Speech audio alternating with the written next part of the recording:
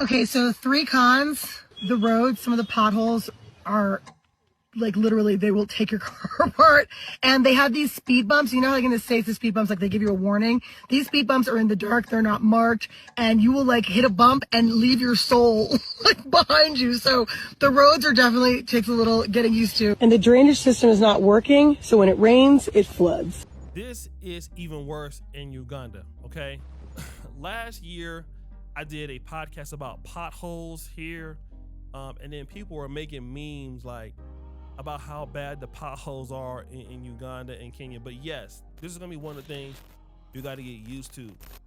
It floods, and then some of the roads are bad, even going, you know, up into your home. Like there's a lot of back alley roads, and you can get actually stuck, seriously stuck on the road. Kenya has better infrastructure, better roads. In Uganda, forget about it. I mean, I love Uganda, but it's the truth. All right, so yes, you will see potholes, not only just hitting them with your car. You're gonna get potholes if you're walking. Like you can break your ankle. Honestly, you really got to be careful. Roads are uneven. The walkways are uneven. Your shoes and shoe soles could be devastated. I mean, especially in this red dirt. It's probably similar in Kenya, but your shoes can be completely jacked up walking. So you do have to understand about potholes depending on where you live. Like I said, if you're in better neighborhoods, and again, if we were compared to something like Uganda or Kenya, these are 2 places I understand. If you're staying in like Kilimani, roads are going to be pretty good. If you're staying in Kileleshwa, roads are going to be pretty good. If you're staying in Westlands, Lavington, right? But you can stay in like Bukoto, you can stay in Chisasi and in Chanja, in Naguru, and in the whole part of that area could lose power in Tenda, right? If you're talking about coming to Africa, especially in these parts of East Africa, even I'm pretty sure West Africa, drainage is out there. You can see it. You can see the doo-doo kind of coming out there sometimes. So if this is a problem for you, you shouldn't move here, okay? So the trash, the waste management here is trash. Like it's absolutely awful. It doesn't exist. The other big con for me is like let's talk about waste management. This is something that I am seeing getting a little bit better. One of the reasons why waste management is bad because the roads to collect waste management is bad. And let me kind of talk to you about this. When you live in, let's say Sacramento, my home city, the Sacramento Public Works are going to be responsible for paving every road. It's a part of public works, okay? In Uganda, and I think even in most African countries, if you want to pave the road, that's not going to be like Kampala Public Works. The people on that particular street have to come together and invest in fixing that road. And good luck on getting people on a street to invest in fixing that road and then keeping that road up. All right. Some people do it, most do not. So if your roads are bad by default, it's connecting to your ability to collect trash. All right. People burn trash here. For example, I happen to be at Makerere, Makerere University, as they may call it, a beautiful school. It has a problem with people burning trash. You see students burning trash, right? Burning trash is popular in Uganda. I don't know about Kenya. It could be a little bit better. Again, Kenya wins here. But yes, trash collection is an issue.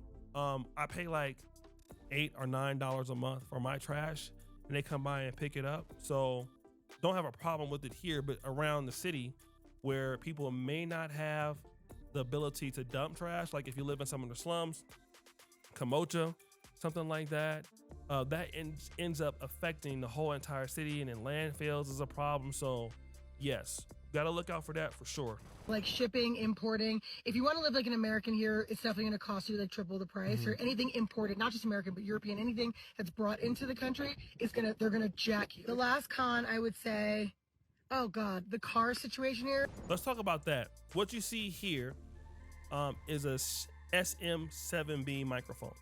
I've had this mic for a long time, but each one of these is about $400. You know, I paid that amount of money. They don't have a place that ships these microphones in. My lighting, my camera I'm looking at, everything I've imported in. depending on what company you go with, it could be double the price, it could be a little bit more. But you're gonna spend a lot of money in importing things. So she's saying living like an American. You know, you want your Xbox. I mean, you want certain things like that. Yes, it is gonna cost you. Even with some of your foods, some people, you know, you like Captain Crunch, you like Cinnamon Toast Crunch, you like Frosted Flakes. Now, Coca-Cola is gonna be a little bit cheaper because it's here. Pepsi, if you like Johnny Walker, you like Hennessy, those kind of consumer goods are gonna be here, right? But you know, certain things that you do want, and you want a certain kind of American lifestyle, you will pay more for it. Again, like my Roadcaster here. This is a Roadcaster 2. I paid about $699 for it when I first got it. You can imagine what it was with taxes and fees, what you pay for it once you get here. My monitors, all right, for my PCs, I always get really good monitors. If it's not LG, one of the brands that I like is BenQ. BenQ monitors. We use it as a studio here with LG, but I've been going towards BenQ, especially for some of the clarity that we have and some of the stuff that we do. It's a great monitor. My editors love it. A BenQ monitor, one of the last ones I got was almost like $700, and to ship it, it was almost about like $500, right? So I ended up spending $1,200 for it. My computer cases for my towers, I could buy a Fantex, let's say P600S, for example. It could cost you maybe right now $170, $200, right? But because of what it weighs, you know, you might spend like $400 to $500. So what happens is, like, the weight of the item is more expensive than what I paid for it. These are the things that you got to understand. At an Ice Cream Social in May for the Pan African Dating Show, one of the things that me and the chef did, Chef Gilbert, what we basically did was we wanted certain flavors involved. So we ordered like Mr. Good bars, we ordered Reese's peanut butter cups, things like that, right? Into the country. It was a great experience. Obviously though, it was it was more expensive, right? Here's the upside. You have Ugandan brands and Kenyan brands that can be sufficient. Shout out to Dairyland, right? Dairyland Chocolate. This is a Kenyan company. We have an event coming up pretty soon, so I'm gonna give away some chocolates at our events. I'm thinking about making content about how to plan things for consumer goods for the diaspora, how you can plan those things. So this is a company that is from Kenya, and it's good, right? You have Dairyland ice cream, you have Dairyland chocolates, we have bacon goods, and so this is cheap, but it's good. So if you don't want to get, you know, some of the chocolates you had back in the States, this is comparable. You don't have to get like Dryers or Briars or certain like that. You could just get Dairyland ice cream. It'll work, right?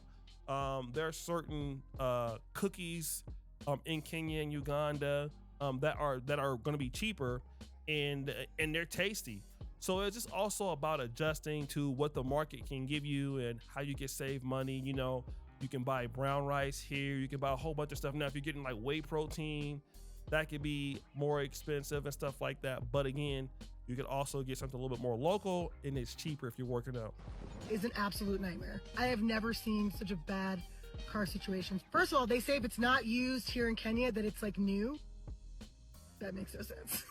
So very similar to Uganda. It's the same thing. It could be like 20 years old in another country, probably Japan, which means that all of your digital stuff is going to be in Japanese, which is very annoying, and no one knows how to change it. They'll still charge. They'll be like, oh, but that's 60. Very true.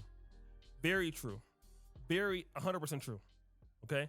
It's the same situation here in Uganda, but she's absolutely telling the truth. Change it. They'll still charge. They'll be like, oh, but that's $65,000. I'm like, USD? And they're like, yes, that's a good price. No, it's not. So a lot of times when I see videos of people talking about like how cheap it is to live here, I think you can do things cheap, and there are things that are definitely cheaper. But I think if you're coming here thinking like you're going to live like an American, that's like definitely triple the price. Right. So just bear that in mind.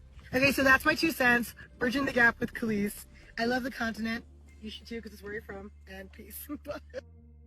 Yeah, so let me talk about also that, like, I bought a car. I have a car here. If you live in Uganda and you want like a Land Rover or a Range Rover, it's gonna be like twice the price. And I wouldn't recommend it because of the potholes and then what you would have to fix to get the car repaired. because you don't really, to find a really good mechanic and all of that. But she's right. You're gonna spend a lot more money if you're trying to live like an American all the way. Here's what you gotta try to do. Have a blend, okay? I live in a pretty good neighborhood, one of the better ones in Kampala. I also have certain things like I have an LG refrigerator, I got an LG microwave with the voltages that are good for Uganda, right? I also have a generator in case power goes out. We buy gas. I have that. All right. But everything else is I source from the local market. Whatever I need to have from America is what I'll use for the business. Computer parts, laptops, graphics cards, all of that's going to be there. Now, for some of our stuff, let me just say, for example, like our events, when we have speed dating events for the Pan-African Dating Show, if we need props set up, I'll build that from the local market. Uganda has excellent craftsmen, guys who can do things like that. Steel's pretty good here. I'm not going to source that. All right. Source only what you need to have from the United States.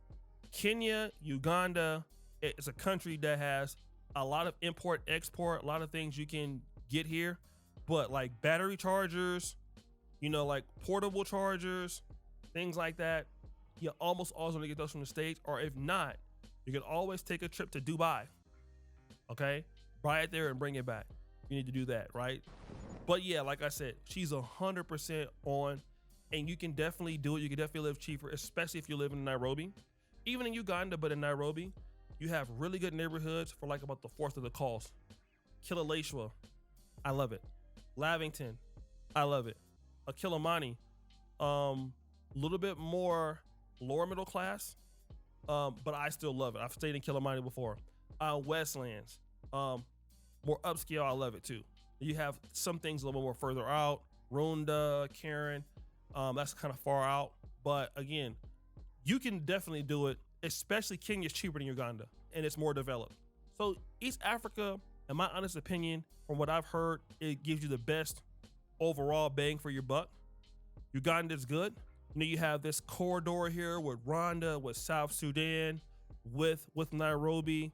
A lot of ability for trade, a lot of ability to make a lot of money, a lot of ability to do a lot of stuff in East Africa right now. So it's really, really, really a gem. So if you're going to come someplace, East Africa is probably one of the best places that you would want to think about coming, unless you have prior knowledge of what's going on in West Africa. But what she's saying is 1,000% true. As somebody who's living in Africa, I've experienced everything she's talking about, but you definitely can do it at the right price. Okay, definitely. So guys, subscribe, hit the bell. We're out.